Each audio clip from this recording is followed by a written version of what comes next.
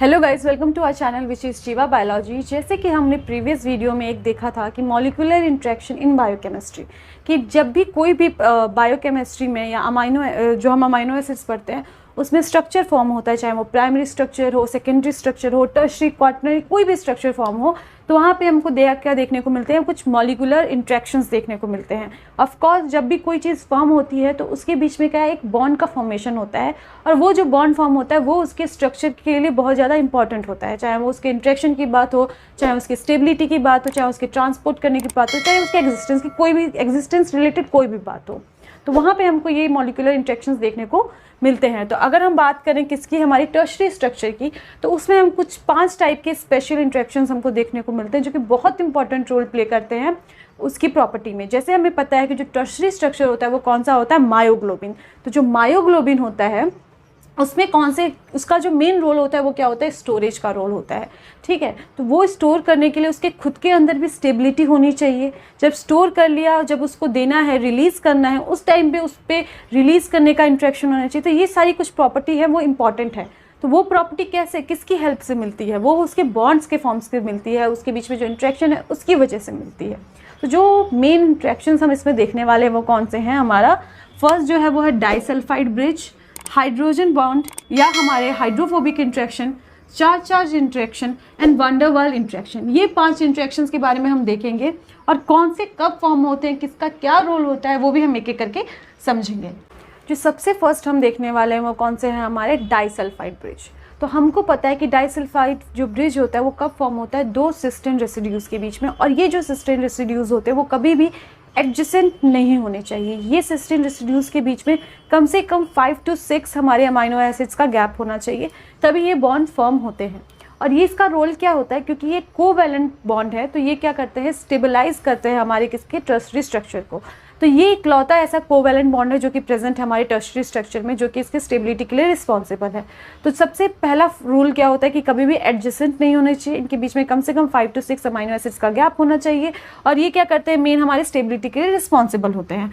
लेकिन अगर मान लीजिए हमें सीक्वेंसिंग करना है या हमारे को जेल इलेक्ट्रोफोरेसिस करना है, कुछ टेक्निक्स यूज़ करनी है जिसमें हमको सेपरेट करना है अपने प्रोटीन को या सेपरेट करना है अपने किसी भी मॉलिक्यूल को, तो उस टाइम पे हम क्या करते हैं, हमें इसको ब्रेक करना पड़ता है। और इसके ब्रेक को हम कैसे इसको ब्रेक कर सकते हैं, by a increase temperature. High temperature पे ये क्या होते हैं, बॉन्ड्स ब्रेक होने के चांसेस इंक्रीज हो जाते हैं। Acidic pH and third is reductant compound. कोई भी ऐसा कंपाउंड जो कि रिडक्टेंट है उसको यूज़ कर सकते हैं। यहाँ पे मैंने डीटी का एग्जांपल दिया है, जैसे कि हम लोग बीटा मरकैप्टोथेनॉल का भी यूज़ करते हैं फॉर ब्रेकेज ऑफ हमारे डाइसल्फाइड बॉन्ड। तो ये बहुत इंपॉर्टेंट रोल प्ले करते हैं स्टेबिलिटी के लिए, तो इनका होना भी बहुत इंपॉर्टेंट है हमारे टर्शरी स्टेज में फॉर द स्टेबिलिटी।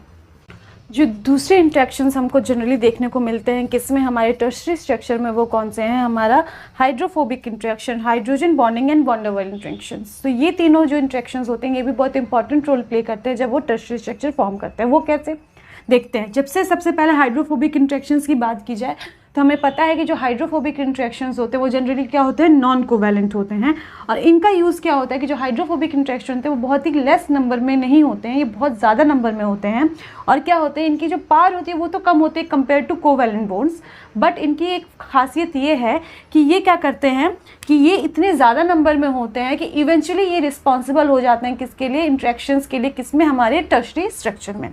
सिमिलरली अगर हाइड्रोजन बॉन्ड की बात की जाए तो जो हाइड्रोफोबिक इंट्रैक्शन है या हाइड्रोजन बॉन्ड इंट्रैक्शन है, ये दोनों क्या है, एक टाइप से सिमिलर हम लोग इसको कर सकते हैं, क्योंकि इनकी प्रॉपर्टी यही सिमिलर होती है। हाइड्रोजन इंट्रैक्शन भी यही होता है कि जो हाइड्रोजन बॉन्ड होता है उसके भी जो नंबर्स होते हैं बहुत ज़्यादा होते हैं कोई भी टर्शरी सेकेंडरी स्ट्रक्चर फॉर्म करने में। इसीलिए क्या होता है, ये रोल प्ले करता है इनकी स्टेबिलिटी के लिए, इंट्रैक्टिव प्रॉपर्टी इसमें होती है। जनरली जो हाइड्रोजन बॉन्ड्स हमने पढ़ा था जब हम सेकेंडरी स्ट्रक्चर की बात कर रहे थे, किसका, अल्फा हेलिक्स का और बीटा स्ट्रैंड्स का। तो अल्फा हेलिक्स के टाइम पे हमने क्या देखा था कि अल्फा हेलिक्स के जो फॉर्म्स होते हैं, बॉन्ड फॉर्म्स होते हैं I+4 या फर्स्ट रेसिड्यू होता है उसका जो इंट्रैक्शन होता है वो हाइड्रोजन बॉन्ड के थ्रू होता है। उसके बारे में हमने एक फॉर्मूला भी देखा था, वही जो होता है इसके बारे में यहाँ बात की जा रही है। तो जब हमें पता है कि जो टर्शरी स्ट्रक्चर होता है वो किससे फॉर्म होता है, हमारे सेकेंडरी स्ट्रक्चर। तो जो सेकेंडरी स्ट्रक्चर हमारे टर्शरी स्ट्रक्चर को फॉर्म करने में इन्वॉल्व होते हैं उनके बीच में जो बॉन्ड होता है वो कौन सा होता है, हाइड्रोजन बॉन्ड होता है। तो इवेंचुअली ये क्या कर रहा है, हमारे इंट्रैक्शन में इन्वॉल्व हो रहा है। दूसरी बात कि जो ये इंट्रैक्शन होता है वो कितने एंगल पे होना चाहिए, जो हाइड्रोजन बॉन्ड है वो किस एंगल पे फॉर्म होगा तो सबसे ज़्यादा फेवरेबल हमारा स्ट्रक्चर फॉर्म होगा, वो कौन सा होता है 180 डिग्री।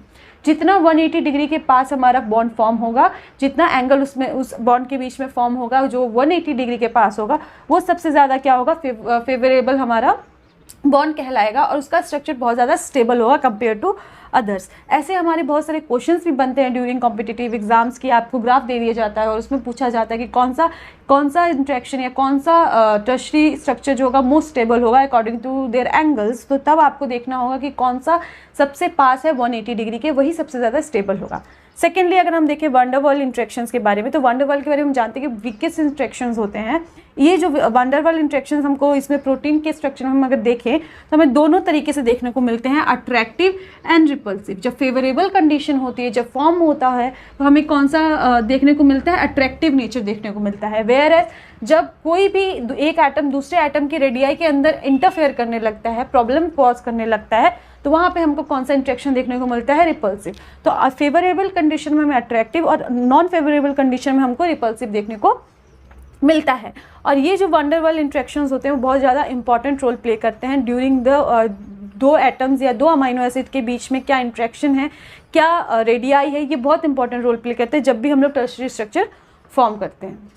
जो फिफ्थ और लास्ट इंट्रैक्शन है वो कौन सा है, चार्ज इंट्रैक्शन। तो जो चार्ज और चार्ज इंट्रैक्शंस हैं, जिसको हम जनरली क्या बोलते हैं, आयनिक इंट्रैक्शंस भी बोलते हैं, वो हमें क्यों मिलते हैं। हमने पहले जब हमने स्ट्रक्चर डिस्कस किया था, अमाइनो एसिड्स को डिस्कस किया था, तब भी हमने देखा था कि जो चार्ज इंट्रैक्शंस होते हैं वो क्यों फॉर्म होते हैं, क्योंकि हमें पता है कि किसी भी अमाइनो एसिड्स में कुछ ग्रुप्स होते हैं, जैसे कार्बोक्सिलिक ग्रुप होते हैं, अमाइनो ग्रुप होते हैं, आर ग्रुप होते हैं, जिसके पास कुछ ना कुछ चार्ज प्रेजेंट होते हैं आफ्टर डोनेटिंग देयर इलेक्ट्रॉन्स और आयंस। तो ये क्या करते हैं, इनकी वजह से क्या होता है, इनके बीच में इंट्रैक्शंस होते हैं। तो ऑफकोर्स जब हमने सेकेंडरी स्ट्रक्चर के बारे में पढ़ा तब भी हमने चार्ज इंट्रैक्शन की बात की थी। क्यों? क्योंकि जब भी कोई अमाइनो एसिड्स आपस में बाइंड कर रहे हैं तो इंपॉर्टेंट है कि वो कभी भी सेम चार्ज के नहीं हो। ऑफकोर्स अगर वो पॉजिटिव दोनों चार्ज कंटेन कर रहे हैं तो जब इनका बॉन्ड फॉर्मेशन होगा तब वो हमें प्रॉब्लम, रिपल्सन की प्रॉब्लम वहाँ देखने को मिलेगी। तो इसीलिए ये इंपॉर्टेंट है कि चार्ज हमेशा क्या हो, अपोजिट चार्ज हो। दो अमाइनो एसिड्स के बीच में अगर वो चार्ज कंटेन कर रहे हैं तो वो क्या हो, हमेशा अपोजिट चार्ज कंटेन करे, ताकि हमारा जो मॉलिक्यूल है वो क्या रहे, स्टेबलाइज रहे, हमारा टर्शरी स्ट्रक्चर जो है वो स्टेबलाइज रहे। इसीलिए जब भी हम लोग इंट्रैक्शंस की बात करते हैं तो चार्ज जो होता है वो बहुत इंपॉर्टेंट रोल प्ले करता है। अगर वो चार्ज अमाइनो एसिड्स की बात हो रही है, नेगेटिव पॉजिटिव, तो ऑफकोर्स उसके हमारे आर ग्रुप में भी चार्ज हमको देखने को मिलता है। वेयर एज अगर हम लोग किसी अनचार्ज अमाइनो एसिड्स की बात करें तो हमें पता है वहाँ पे अमाइनो और कार्बोक्सिलिक ग्रुप होते हैं जहाँ पे डोनेशन का काम होता है और वहाँ पे हमको चार्ज देखने को मिलता है। तो इवेंचुअली हर अमाइनो एसिड्स में चार्ज इंट्रैक्शंस देखना बहुत ही इंपॉर्टेंट होता है। और ऑफकोर्स जब उसकी बात कर रहे हैं तो जब टर्शरी स्ट्रक्चर फॉर्म होगा तो उस टाइम पे भी जो चार्ज इंट्रैक्शन है वो बहुत इंपॉर्टेंट रोल प्ले करता है। इसी के साथ आज की वीडियो में हमने देखा different kind of molecular interaction between tertiary structure, जिसमें हमें पता लगा कि कैसे कैसे स्ट्रक्चर्स और के फॉर्मेशन के लिए कैसे कैसे बॉन्ड्स का होना इंपॉर्टेंट है और वो किस तरीके से हमारे उसकी स्टेबिलिटी के लिए जिम्मेदार है। वैसे ही हमने सेकेंडरी का पढ़ा था और नेक्स्ट वीडियो में हम क्वार्टरनरी का भी देखेंगे। अगर आपको ये वीडियो अच्छी लगी तो प्लीज़ हमारे चैनल को लाइक कीजिए, वीडियो को लाइक कीजिए और हमारे साथ बने रहिए। Thank you.